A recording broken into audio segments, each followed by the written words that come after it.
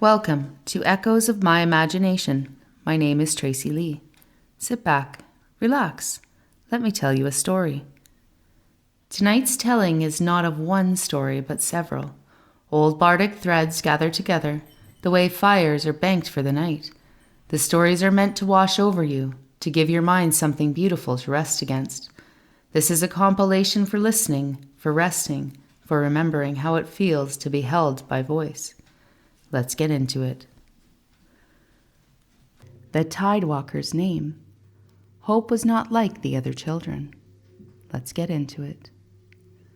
Where others stayed inland, Hope wandered, drawn again and again to the sea cliffs at the edge of her village, to a particular place where the adults warned her never to go.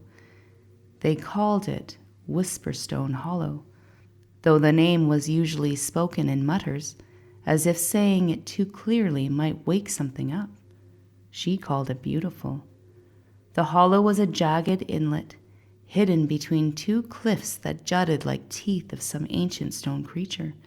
The rocks shimmered with flecks of green and blue, the foam always restless, even on still days. Most avoided it. Hope came as often as she could.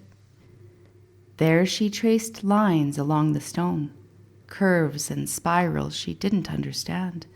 They came from somewhere. Her fingers knew them. She called them tide marks because they felt like they belonged to the water, written not in ink, but in memory. The cliffs themselves seemed alive. When she pressed her ear to the largest slab, she heard what she thought was whale song, but deeper, ancient, as though the sea were remembering a conversation it had once had with the stars. One night, when the moon was so low it looked like it might kiss the earth, Hope woke with a jolt. The dream had come again, hands made of light, a current spiraling around her, and a single word that echoed long after she opened her eyes. Come. She slipped from her bed without a sound. She didn't take shoes. The hollow glowed faintly under the moonlight, the stones humming like something about to speak. There in the water was a shape, human and not. Hair like kelp, floating in impossible stillness, eyes too large, skin like pearl and shadow. Hope stepped into the surf without fear. The wave that met her rose like a god. It pulled her under. She didn't fight it. She didn't scream. It wasn't drowning. It was remembering. The sea lit up as her eyes opened. Shapes moved around her, graceful, otherworldly, humming without mouths. Their limbs flowed like ribbons, and yet they were solid, real. One being reached forward and placed a webbed hand on her brow. The tide itself paused, and a voice boomed inside her. Remember. Then everything came all at once. The spirals in the stone were tide marks written by her own hand in another life. She had once breathed water like it was air. She had sung storms into silence and kissed sunlight through waves. She had a name not spoken on land. Tidewalker. She had once been one of them, and now they had given her breath back. Fishermen found her curled on the beach in the early light. Her lips were blue, but her eyes were open, and glowing faintly with a sea-green shimmer that would fade only days later. She didn't speak for 3 days. When she finally did, her first word wasn't in English. It was one of the tide marks she had traced all her life, now spoken aloud. The tone shimmered like a shell note, and when she said it, the wind outside changed direction. After that day, the world paid attention to her differently. Birds circled overhead in silence when she hummed. Dogs stopped barking when she stepped into a yard. The ocean sent her gifts, smooth stones, twisted glass, bones of fish laid out in patterns. And when she stood on the shore, she sometimes felt hands in her hair, water hands, familiar ones. She began sketching tide marks in the sand, the same ones she traced on the rocks, but now she knew what they meant. They were invitations, they were songs. She began to speak them quietly, in secret. The animals listened, the waves answered, and her smile, wide and fierce, returned. Hope had crossed through something, not a border, but a membrane. She was now between worlds, and neither had claimed her fully, but both welcomed her. The Veil and the Verdict. There is a city-state called Virelia, known for mirrored courts and deep state rituals, where in the 1700s a soul named Brynn witnessed truth in peril. Let's get into it. Born to a high judge of the realm, Brynn was a girl of careful observation and quiet precision. She was born beneath the mirrored ceiling of the House of Truth, a place where no lie could be spoken without the walls ringing in protest. Her father, Grand Judge Aelric, was the final arbiter of Virelia's sacred laws. Her mother, Lizette, came from a long lineage of historians tasked with preserving the spoken edicts of every major trial. Brynn's earliest years were filled with silence and reflection. At 5, she could quote entire verdicts from memory. At 8, she found comfort in shadows and ink. She was not trained to be a judge. She was trained to be a witness. The witnesses of Virelia were sacred. They did not speak in court, but bore masks that glowed faintly under truthlight, a mysterious silvery lamp suspended in the center of every trial chamber. By 13, Brynn bore her own Tidemark tattoo, etched behind her ear in the shape of a mirrored crescent. She was present during her father's most difficult trials. One such trial involved the sentencing of a noble who had trafficked in forbidden magic. During the deliberation, Brynn felt the truthlight flicker strangely. Later that night, she wandered the empty chamber and touched the stone seat of judgment. Behind her eyes she saw a flash, a memory not of her own, a boy bound in chains, a door left open, a deal struck in whispers. This was the first time she saw behind the curtain. Virelia forbade magic among the ruling class, but what Brynn had seen was not dark, it was protective. The noble had struck a deal to protect his household from invasion. She returned the next day silent as always, but left a single feather on the bench. It was her only act of dissent. The noble was spared. Her father never asked why. As years passed, she began to record what others overlooked. She stitched hidden symbols into the hems of her robes. She spoke to the birds in the stone gardens and wrote warnings in coded scrolls. By 25, she was the youngest high witness ever appointed to the Council of Veritas. But legacy and power are heavy things. Virelia began to crack beneath the weight of its perfection. Brynn saw that the mirror halls were warped. The truth light had dimmed. At 37, she quietly stepped away from the courts and returned to the forest outskirts, where she built a mirrored sanctuary, not to reflect others, but to reflect herself. She died at 83, surrounded by those who had once stood trial. Her tide mark faded from her skin, but a new one appeared on a child born that very hour. They say the mirror still holds her last breath, and that when truth is in peril, the glass fogs just once, waiting for a witness to return. The Heir of Dust and Dawn. The birth came on the second day of a red wind, the kind that lifted veils of desert dust and carried them across the highlands like whispers of memory.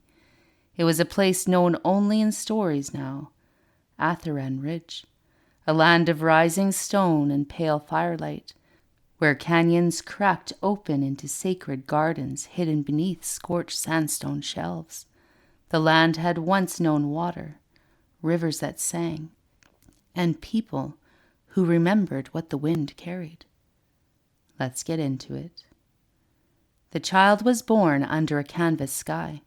inside a tent with embroidered suns stitched in fading gold. Her name was Brooklyn, and her eyes opened before her first cry ever reached the air.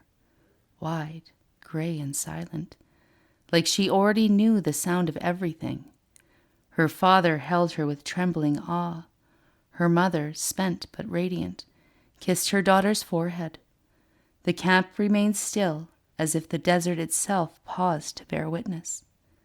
They called her the Quiet Mark, not for lack of words, but because everything around her grew quieter when she was near.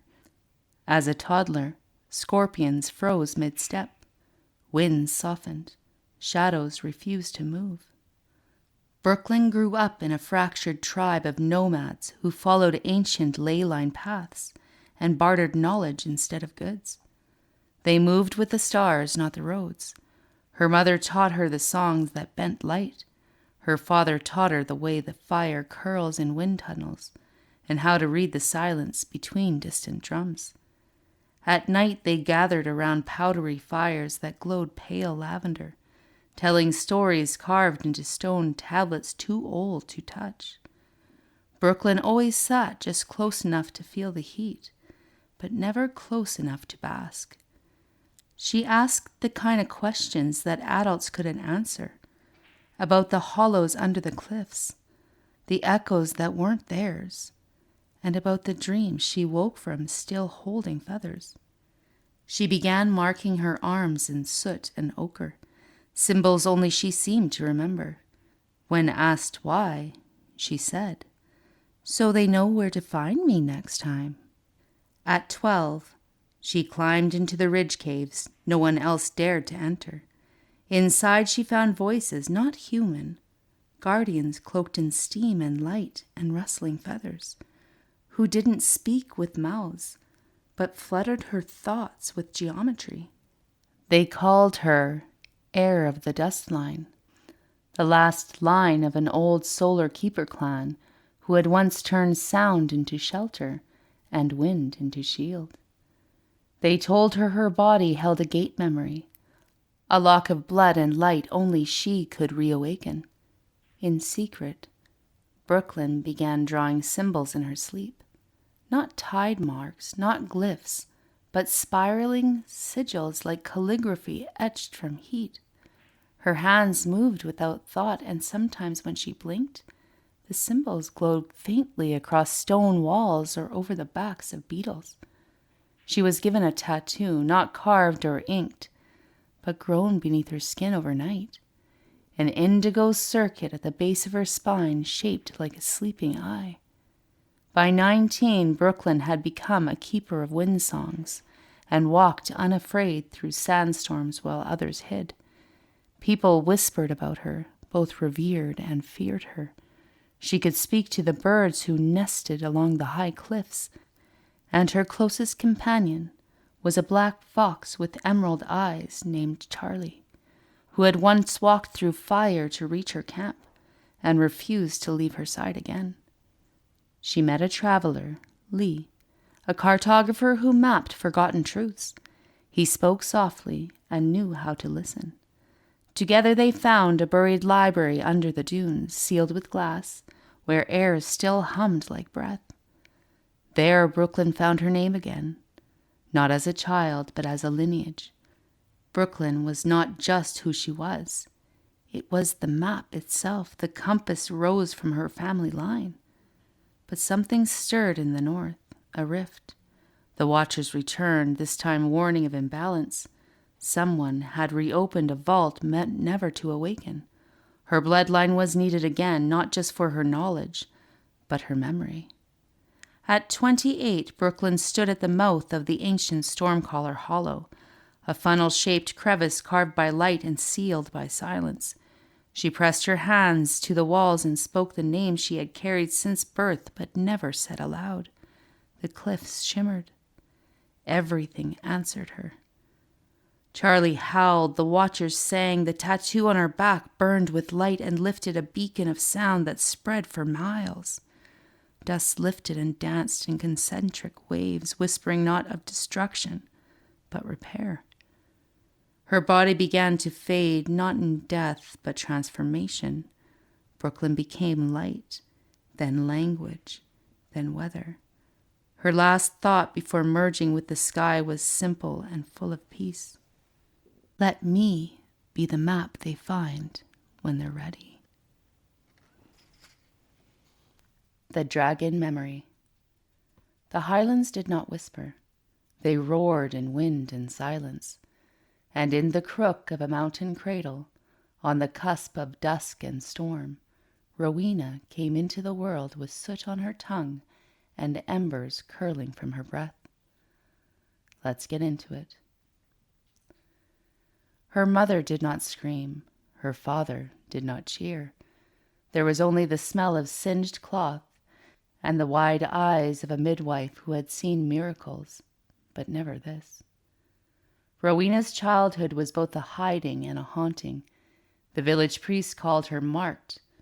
She did not burn buildings, but mooed. When she cried, lamps cracked.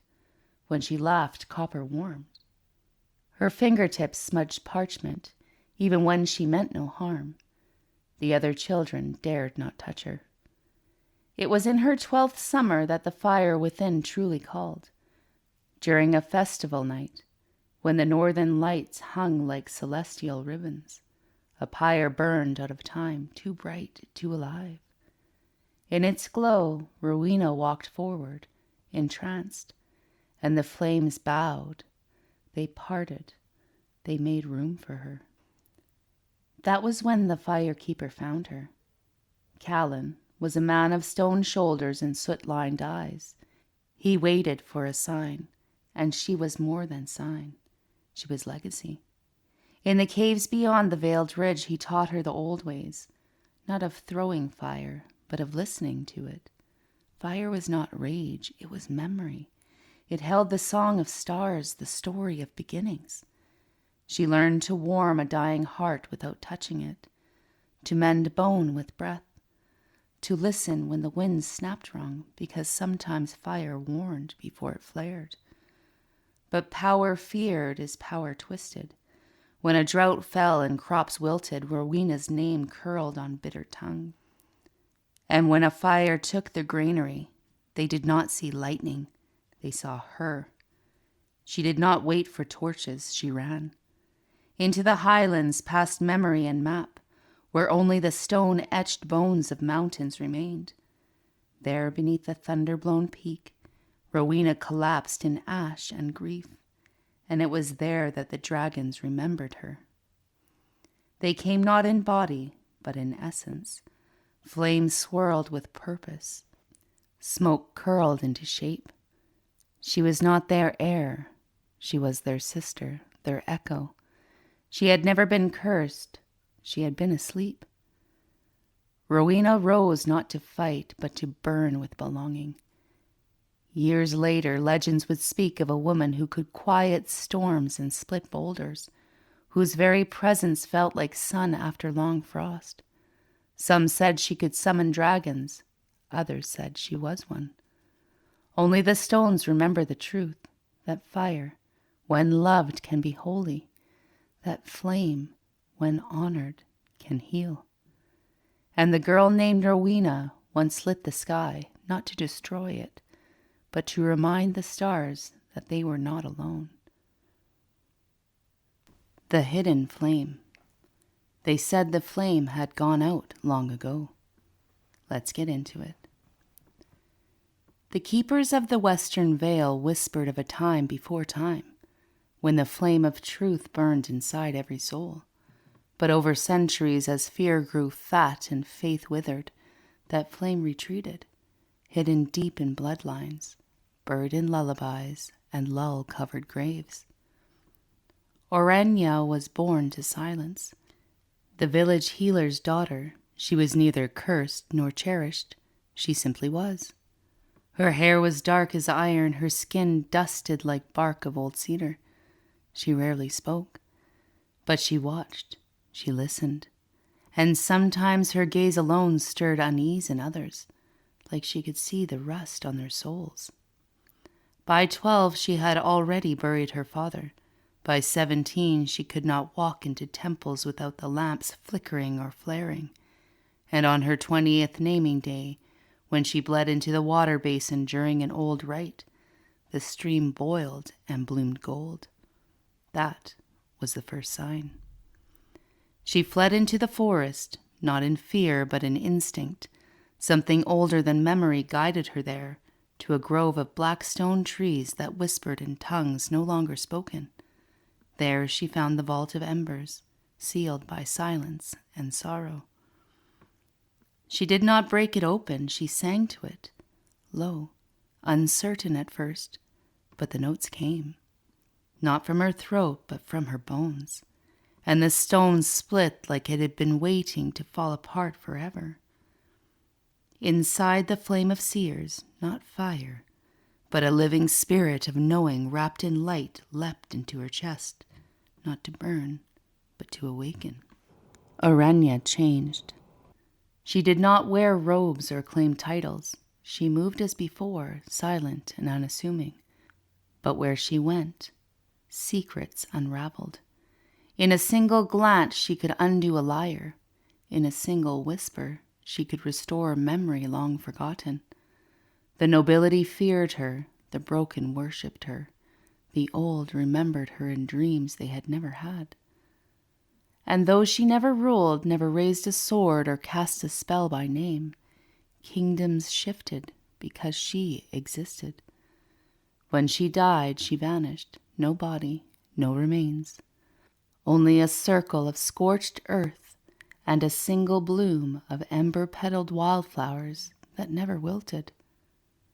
Now, in the vale of quiet hearts, children say if you walk through the woods with the truth too long buried, a woman with cedar-dark eyes might meet you by the stream, and if she does, you will leave that forest whole again, because the hidden flame never dies. It simply waits for someone worthy to remember it. The knife between worlds. They never meant for Kaelin to live. Let's get into it. Born beneath the blood moon eclipse, in the salt-swept cliffs of Brynn, Kaelin's cries split the silence like prophecy. His mother died before dawn. The midwife whispered of curses.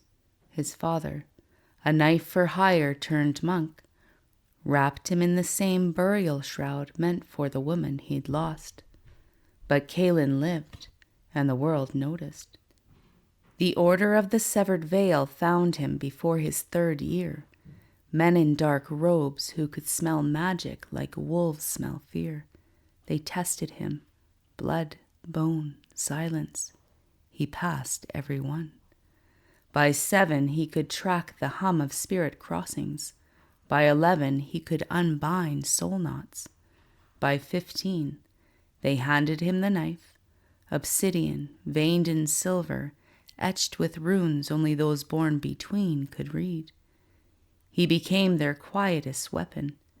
He slipped between shadows, rescued the innocent, silenced the corrupted, bound rifts that leaked twisted echoes from forgotten places. But each time he crossed, a piece of him stayed behind, a memory, a scent, a heartbeat. Then came her, Eris, eyes like dusk, laughter like something stolen. She wasn't a spirit, she wasn't a mark, she was a seer, one who'd seen his death in her dreams since she was a child. But when they met, she changed the ending. She taught him to breathe again, to eat slowly, to question. And that, more than any blade, made him dangerous to the Order. When he turned 22, they sent him on a final crossing, to bind a breach near the Temple of Echoing Dust. But Eris followed, against command, against fear. What they found was not a tear in the world, but a trap. A binding meant for Kaelin himself, a sacrifice. They fought, not just the spirits that leaked through, but the Order who had sent him. Kaelin with blade, Iris with her voice, a resonance that could shake memory from stone. They survived. But Kaelin didn't return to the order. He broke it, piece by piece, ritual by ritual. And when the last gate was sealed, he vanished with Iris. Some say they became myths, others protectors in unseen places. But travelers on cliffs near Brynn speak of a man who walks just outside the wind, who hums low when danger grows close, and who leaves a silver-veined feather on the pillow of those fated to awaken, because Kaelin still walks the knife between worlds, and now he chooses who crosses. The House That Waited. In the village of Whitmere there stood a house no one touched, no signs, no windows open, yet every spring lavender bloomed in perfect rings around its frame. Let's get into it. They said the house watched. Leora was not born in Whitmere, but fate dragged her there after her mother's death and a will written in a language no lawyer recognized. A single heirloom, a rusted iron key, and a letter that read only, "Go where the lavender grows." She did. The townspeople offered sideways glances and hurried steps. They whispered about the house, and how it blinked at night, how people who entered alone sometimes came out changed, or not at all. But Leora, quiet, sharp, and exhausted by sorrow, stepped over the threshold without a flinch. It welcomed her. The door creaked not in protest but in sigh. The floorboards murmured, not cracked, and somewhere in the walls she felt breath. The first night, she dreamed of shadows that weren't cruel but curious. A boy in 18th century boots stood in her room and said, "It's been lonely." The second night, the tea kettle boiled before she touched it. The third, she woke with fingerprints on her mirror, 3 of them, trailing upward as if reaching to leave. It wasn't fear. The house held memories, not haunts, echoes, spirits that hadn't moved on because they chose not to, guardians, watchers, bound not by tragedy, but by a promise to someone in Leora's bloodline. They had waited for her. Soon the whispers began to form words, not spoken out loud, but felt. She'd hold an old book and know where to look. She'd touch a frame and see the love story inside it. She began to write things down, drawings and names and lives she'd never known, but knew completely. And then came the Veil Walkers, shadows that were not kind, not cruel either, but hungry. They slipped through thin barriers. Most people never noticed, but Leora did. And the house, her house, shifted with her. It became a fortress of memory, of light wrapped in dust and story. With time, she stopped asking if she was sane. She simply was. A seer, a warden, a whisperer for those caught between breaths. She never left Whitmere. She never married. But they say children, when lost or ill or dreaming badly, wake to the scent of lavender and feel a hand pressed gently over their hearts. And the house, still silent, still waiting for the next one with blood that remembers. The temple between heartbeats. They didn't mean to find it. The temple found them. It began with a dream. Mina saw it first, columns of obsidian and quartz, vines growing in perfect spirals, and water that shimmered in starlight despite no stars above. Jeremy woke that morning with his pulse echoing hers, wordless and loud. Neither said a thing. They simply packed. For 2 days they walked through fog that never touched their skin. On the 3rd day it appeared, carved into a cliff that didn't exist on any map, glowing not with light, but with awareness. A temple older than memory, a temple that waited. They stood before the archway, hand in hand, unsure whether it was stone or dream, When Jeremy stepped forward first, the air shimmered around him. He turned to Mina and said nothing, but she heard it anyway. "We can only enter, only as one." When she crossed beside him, the ground didn't tremble. It breathed. The temple had no hallways, only thresholds, each one a choice. And with each step, more of their past surfaced, not this life, but the before. Other faces, other endings, pain that wasn't trauma, but unfinished love. They saw themselves as warriors, starborn twins, witches crowned and burned, children torn apart by ties of war, always searching.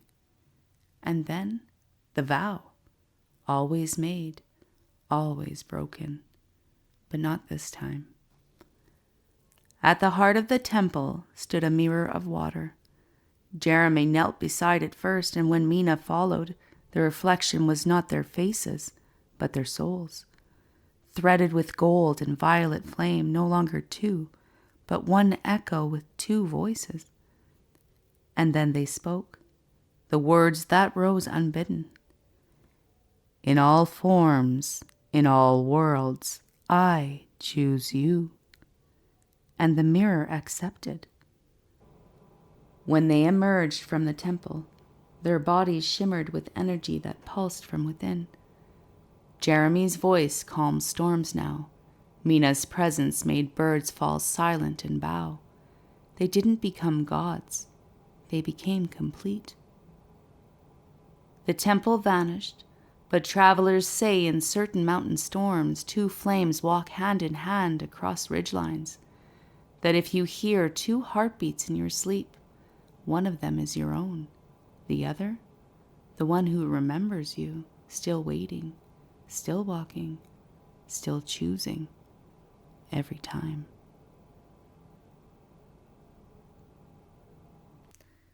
Where the flame waited. The stars didn't speak of it, but the soul knew. Let's get into it. She had seen him before she met him, not in dreams, but in pulls. That aching sense that someone had just left the room before she entered. That every mirror remembered a face that wasn't hers, but knew her. Haley Solon had grown up in a world of lanterns and stone courtyards, where magic was outlawed and love was arranged in ledgers. But her chest burned with knowing, a longing unnamed. Not for adventure, not even for freedom, for him, even without a name. He arrived at dusk, cloak soaked in the red mist of the storm. His name was Franklin Idris, a soldier by title, but nothing in his gait bowed to war. He didn't knock. The storm brought him. And when their eyes met across the threshold, time slowed. Flames on the wall froze mid-dance. She didn't breathe. He didn't speak. Their connection wasn't forged. It was resumed. Like exhaling after holding a breath for centuries. Like slipping into a rhythm the soul never forgot. When he touched her, just fingers brushing fabric, the energy surged. Not warmth, not lightning, but recognition. Twin sparks rejoining after being flung across the cosmos. Their bond didn't need explanation, only time to awaken. They became inseparable, but not in physical cling. When she ached, he flinched. When he faltered, she wept in sleep. They trained together, danced without music, spoke in half words and always understood. Their kisses were tender. They were truths. Her magic blossomed with him before it flickered. With him it roared.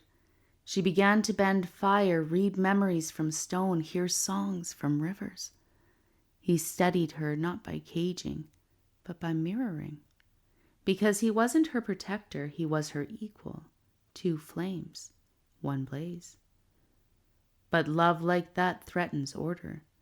The crown summoned her, demanded she bind her magic or leave the realm. he went with her. They disappeared beyond the frost line into lands that were only myth-breathed. Some say they were hunted. Others say they ascended. In a northern forest where no birds sing, there is a flame that never goes out. If you stand before it and whisper the name of your soul's other half, the flame bends. Not to burn you, to remind you, because somewhere your other soul remembers too, and the fire still waits. And that's it for today. Thank you for joining me for Echoes of My Imagination. My name is Tracy Lee. Don't forget to subscribe, follow, share, and like, and I'll catch you next time.